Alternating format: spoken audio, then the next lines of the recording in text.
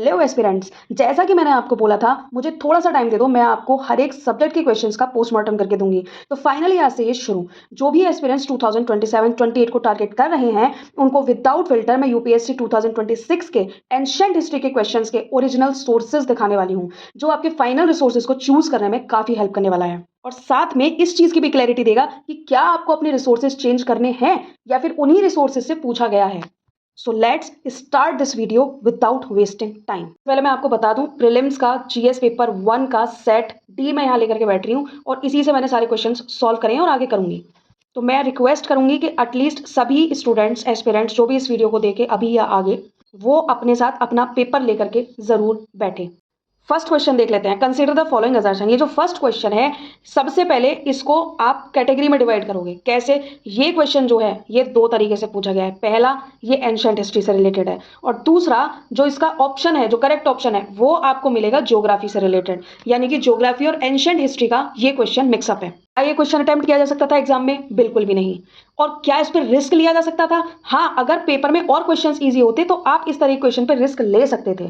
क्या ये रिसोर्सेज से मैच करता है? तो बिल्कुल मैच करता है, पूरा नहीं बट थोड़ा सा, जिसके बेसिस पे आप एलिमिनेशन कर सकते हो। Let's see how. इस क्वेश्चन का सीधा मतलब है कि प्लेस्टोसीन पीरियड यानी कि बहुत पुराने टाइम पे यमुना रिवर जो थी वो इंडस में फ्लो करती थी, सतलज यमुना में फ्लो करती थी, और एक ऐसी मेजर ट्रिब्यूटरी जो शिफ्ट हो गई गंगा से इंडस में या फिर वाइसा वर्सा, यानी कि इंडस से गंगा में। बेसिकली ये एक असर्शन है जो किससे रिलेटेड है? प्लेस्टोसीन पीरियड से। सबसे पहले तो आधे से ज्यादा बच्चों का दिमाग यहीं खराब हो जाएगा, ये बवाल क्या है। इसके लिए हम देखेंगे इसमें फर्स्ट ऑप्शन, पहला है द नदी सूक्ता ऑफ द ऋग्वेदा।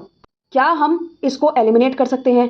तो हाँ, एलिमिनेट कर सकते हैं। कैसे? चलिए देखते हैं। हम प्लिस्टोसीन पीरियड की बात करते हैं तो प्लिस्टोसीन पीरियड वो है जहां पे ह्यूमन बीइंग का इवोल्यूशन होना शुरू हुआ था, यानी कि 2.58 मिलियन पहले की बात है।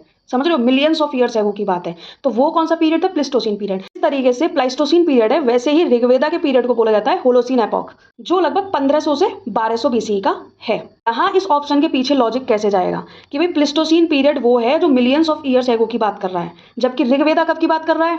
कुछ 1200-1500 बीसी के आसपास की। पहला पॉइंट माइंड में रखने वाला ये है कि ये असर्शन जो बेस्ड है रिवर सिस्टम वाला, वो प्लाइस्टोसीन पीरियड से रिलेट करता है, ठीक है। और ऋग्वेदा का जो सिस्टम है रिवर सिस्टम, वो 1500-1200 के बीसी के आसपास का है। तो इन दोनों के रिवर सिस्टम में बहुत ज्यादा डिफरेंसेस होंगे, और ना ही ऋग्वेदा का प्लाइस्टोसीन पीरियड से कोई भी किसी भी तरीके का मतलब है, ठीक है। तो पहला ऑप्शन तो हो जाएगा आपका एलिमिनेट, पहला ऑप्शन आपका गलत हो जाएगा। लेकिन क्या ये इनफ है? नहीं, इससे सिर्फ आपका ऑप्शन ए और ऑप्शन सी ही गलत होगा। बी और डी में आपका कंफ्यूजन अभी भी बना रहेगा।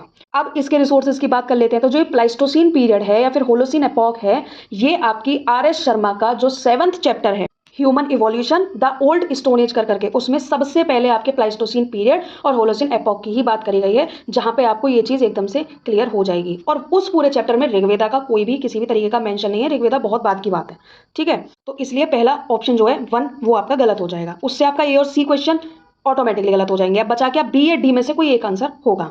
बी वाले ऑप्शन पे, the explorations of the Sutlej and the Yamuna by Robert Bruce फोटे। ठीक है भैया, हमें नहीं पता किसके कहाँ फोटे और कहाँ नहीं फोटे, हमें नहीं समझ में आया रॉबर्ट ब्रूस फोटे क्यों दिया है। लेकिन अगर जब आप इसका रिसोर्स देखोगे तो ये भी अलग है, ये आपके उन स्टैंडर्ड रिसोर्सेज से बिल्कुल भी मैच नहीं करता जो आपने पढ़ रखे हैं। ये एक बुक है, India a comprehensive geography by doctor Khullar करके, डॉक्टर खल्लर ने इसको लिखा है। उस बुक के चैप्टर का नाम है ड्रेनेज सिस्टम ऑफ इंडिया, जिसमें सब हेडिंग दी हुई है evolution of the Himalayan drainage system और the Indo Brahma Shiwalik river hypothesis. उसमें ये लाइन मेंशन है, और इसको करेक्ट किस तरीके से किया गया है कि जो एक्सप्लोरेशन है बेसिकली सतलज और यमुना का, वो किसके द्वारा हुआ?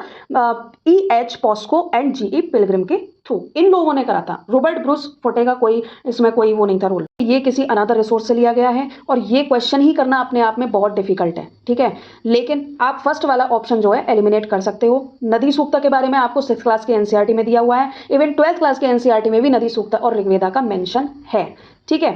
सेकंड वाले ऑप्शन को अगर आप एलिमिनेट कर सकते हो तो सिर्फ इस बेसिस पे कि मोस्ट ऑफ द टाइम जो डाटा बेसिकली यूपीएससी देता है ऑप्शंस में, ठीक है ना, क्वेश्चंस में अपने में, वो हमेशा सच नहीं होता। मोस्ट ऑफ द टाइम जो डाटा होता है वो गलत होता है। इस तरीके का, ये कोई डेट दे दी या कोई नेम दे दिया तो वो प्रोबेबली गलत ही होते हैं, ठीक है। तो इस बेसिस पे आप इसको कर सकते हो, वरना ये तो नहीं था, ये बहुत वियर्ड और एब्सर्ड क्वेश्चन था। और उसकी एब्सर्डिटी कहाँ जाके शुरू होती है, अब ये मैं बता देती हूँ। यहाँ तक चलो ठीक है, फिर भी समझ में आ रहा है। तीसरा वाला ऑप्शन जब आप देखोगे, the presence of the same species of dolphins in both the Indus and the Ganga river systems. भाई आप यकीन नहीं करोगे, ये क्वेश्चन अप्रैल 2021 के सभी कोचिंग के इंस्टीट्यूट्स, मैगजीन्स और द हिंदू न्यूज़पेपर में कवर्ड था। ये थर्ड ऑप्शन जो कि सही है, यही ऑप्शन आपका करंट अफेयर से रिलेटेड था। तो ये क्वेश्चन करना तो कैसे भी किसी के लिए, नॉर्मल आदमी के लिए मतलब था ही नहीं कि पॉसिबल के कोई कर ले।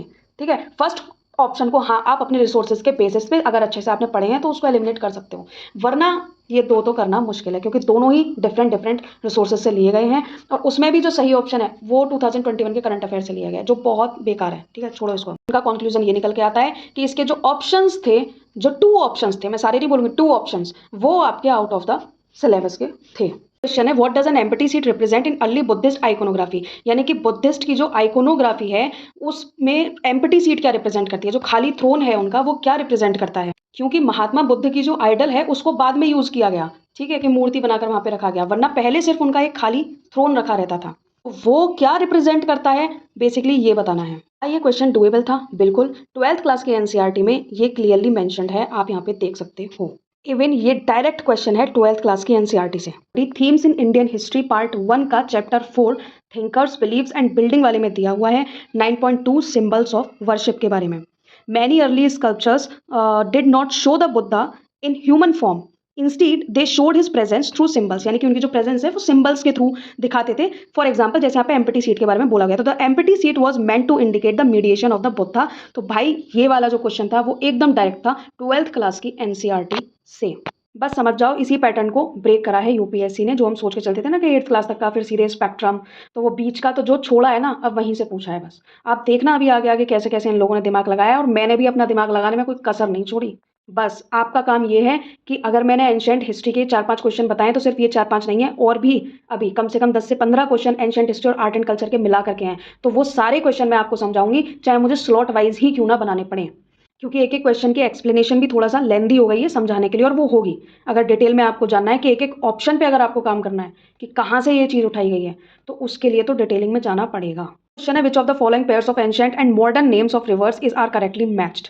तो यहाँ पे कुछ ओल्ड रिवर्स दे रखे हैं, कुछ न्यू रिवर्स दे रखी हैं। अब डायरेक्ट आप यहाँ पे समझो कि क्या यहाँ से कोई भी एक सिंगल रिवर ऐसी है जो आपके रिसोर्सेज में दी हुई हो, आपके स्टैंडर्ड बुक्स में दी हुई हो। तो हाँ भाई है। आपका ये जो थर्ड वाली रिवर है ना, परुशिनी रावी रिवर, ठीक है, जो आपका करेक्ट आंसर भी है। यही परुशिनी रिवर आपके आर.एस. शर्मा में मेंशन्ड है। परुशिनी रिवर है जिसका नाम रावी रख दिया गया मॉडर्न टाइम में। ये आर.एस. शर्मा के 12th chapter the age of the Rigveda में मेंशन है 109 पेज पर।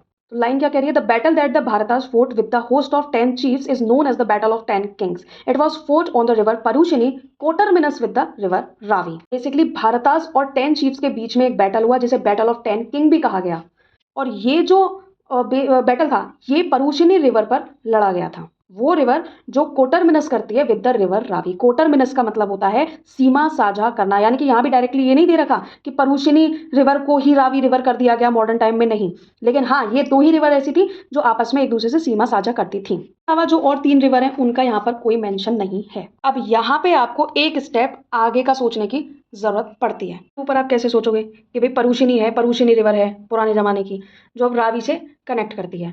तो ऐसी एक रिवर तो नहीं है, पुरानी और भी रिवर्स होंगी, ठीक है, परुशिनी जैसी। तो वो कौन सी रिवर्स हैं, तो उनको करना पड़ेगा आपको रिसर्च, इस तरीके के क्वेश्चन को। तो अब ऋग्वेदा के नदी सूक्ता को आप पढ़ोगे 6th क्लास की एनसीईआरटी में, तो वहां पे अब आपको एक चीज याद रखनी है कि जो भी टॉपिक आप पढ़ रहे हो उस टॉपिक को पढ़ने के बाद आपको एक बार गूगल पे भी रिसर्च नहीं करनी, चैट जीपीटी पे रिसर्च करना है। अगर आपने नदी सूक्ता पढ़ा है 6th क्लास के एनसीईआरटी में, तो जस्ट उस चैप्टर को पढ़ने के बाद एक बार आप उसको सर्च कर लो। कोई भी इटैलिक या बोल्ड वर्ड आपको दिख रहा है अपनी बुक में, या फिर कोई स्पेसिफिक चीज़ के बारे में बात हो रही है जो थोड़ी सी यूनिक है, अलग है, और आपको लगता है कि उसके बारे में हमें और जानना चाहिए, तो भाई सिंपल उसको सर्च करो चैट जीपीटी पे। जैसे ही आप नदी सूक्ता या एवरीथिंग अबाउट ऋग्वेदा, जैसे कि आप आर.एस. शर्मा पढ़ रहे हो, चलो मैं नहीं जा रही एनसीईआरटी पे, अगर आप आर.एस. शर्मा भी पढ़ रहे हो और ऋग्वेदा के बारे में सर्च करते हो, तो जब आप specifically everything about Rigveda search करोगे ना, तो उसमें ये सारी रिवर्स ऊपर ही खुल के आ जाएंगी। सबसे पहले इन रिवर्स के बारे में डिस्कशन हो रखा है, और वहां पे ये चारों रिवर्स दी हुई हैं।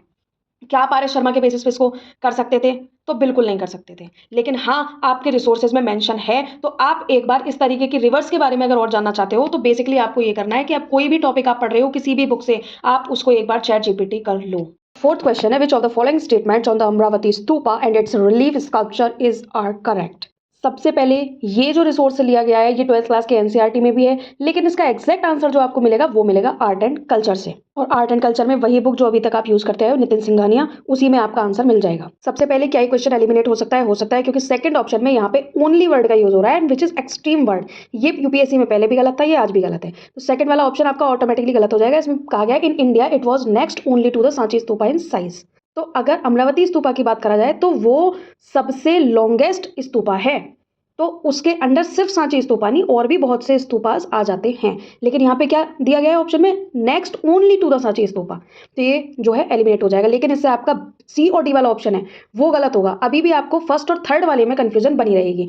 अब है क्या, अगर आप 12th क्लास के एनसीईआरटी पढ़ोगे तो अमरावती स्तूपा लॉन्गेस्ट स्तूपा है, ये चीज कहाँ मेंशन करी गई है, 12th क्लास की एनसीईआरटी में। लेकिन जो फर्स्ट एंड थर्ड वाला ऑप्शन है, कृष्णा वैली वाला और ये जो सदर्न पार्ट्स में ये रिलाई करता है, ये दोनों पॉइंट आपको दिए गए हैं art and culture Nitin Singhania में।